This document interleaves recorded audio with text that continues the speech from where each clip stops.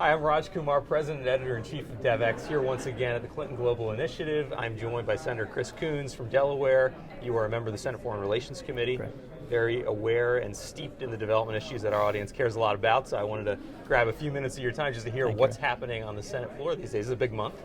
This is a big month on the Senate Foreign Relations Committee for a number of bills that have been in process for months or literally years.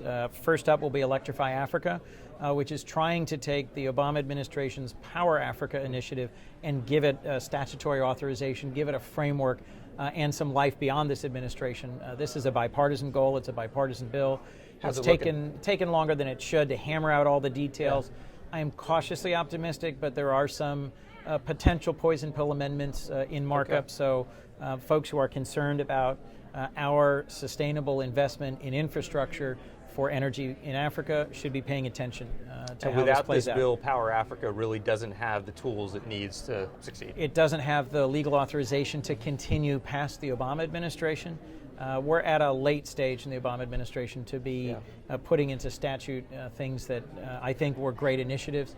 And so I'm eager to push this through. I'm eager to support it and have it come to a successful conclusion. So that's happening literally right now. There's a couple other bills coming just in the next two markups over the next 2 weeks should include first Electrify Africa, and at the next one, the Global Food Security Act, which again is a bipartisan bill that should take Feed the Future, a great innovation of the Obama administration in partnership with the private sector, and again give it statutory authorization and life beyond 2016.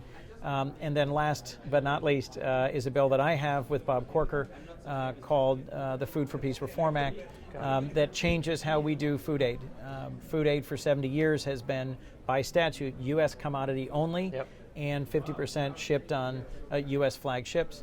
This would give significantly more flexibility in terms of shipping and commodity acquisition. And have we kind of reached the limit of what the administration can do in flexibility on food aid? I believe they've already tried to maximize the amount of cash that's given, the amount of local sourcing of food. There was important progress made in the last Farm Bill to allow a local and regional procurement, but it's still a small percentage, and the administration, particularly under Raj Shah, has been quite agile in finding ways to move funding.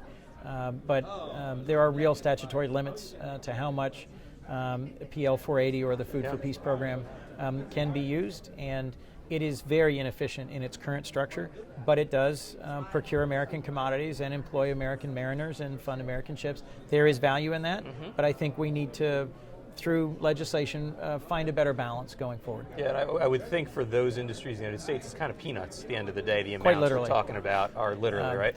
And some food sectors, like peanuts, will still be procured for disaster relief for children who are severely malnourished.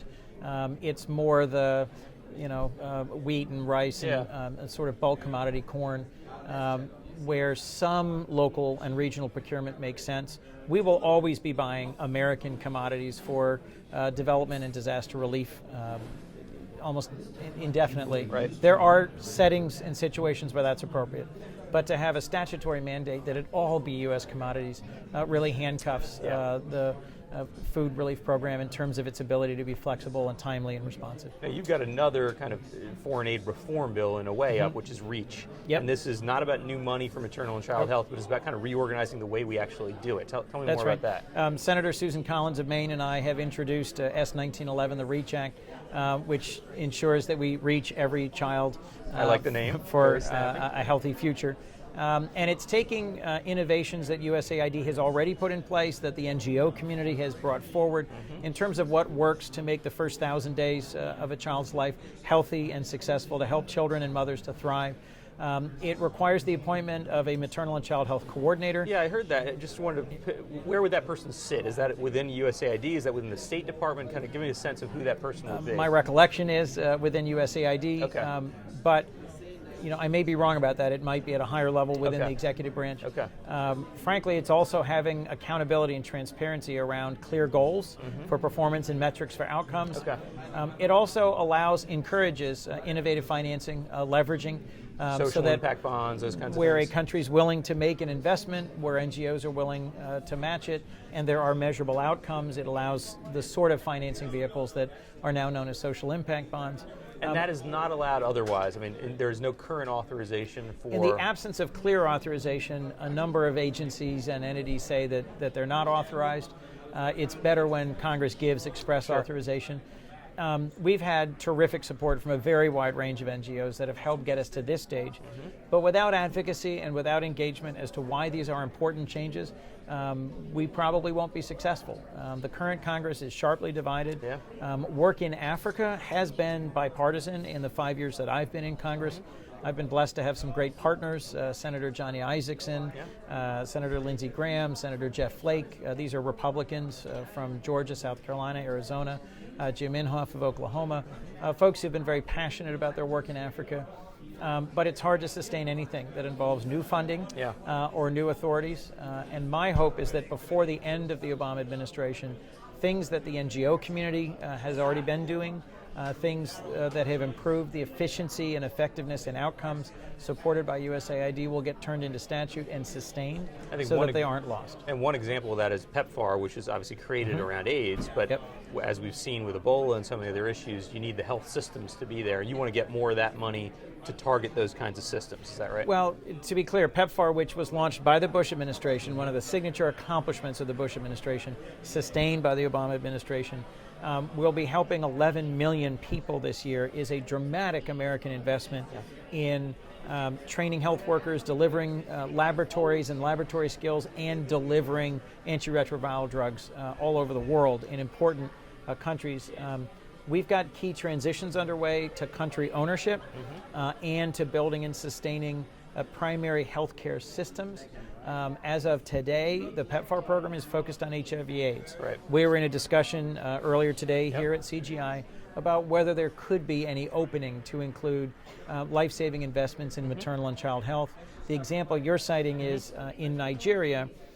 They were able to find and trace down and shut down an Ebola infection in this last year because of the investments made through PEPFAR in the basic infrastructure.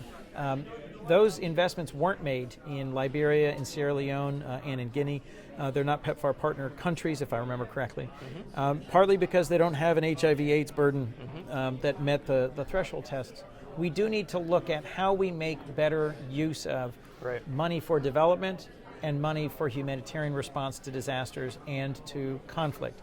The table that I was at our CGI roundtable was talking about the DRC.